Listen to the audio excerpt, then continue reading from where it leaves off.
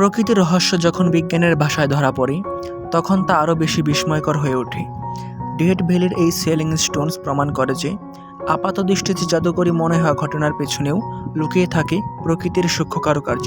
ক্যালিফোর্নিয়ার ডেথ ভ্যালির ধুধু মরুভূমি আর একটি শুকনো হ্রদ, মাটির উপর পড়ে থাকা বড় বড় পাথর এবং তাদের পেছনে দীর্ঘ দাগ। পৃথিবীর সবচেয়ে উত্তপ্ত জায়গাগুলোর একটি হলো ক্যালিফোর্নিয়ার ডেথ ভ্যালি।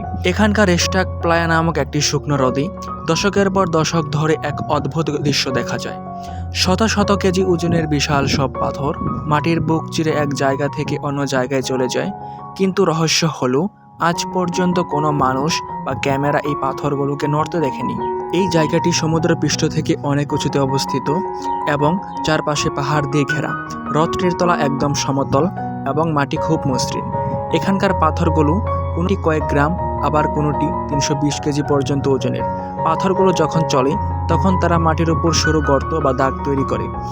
কোনো দাগ 1000 ফুটেরও বেশি দীর্ঘ হয়।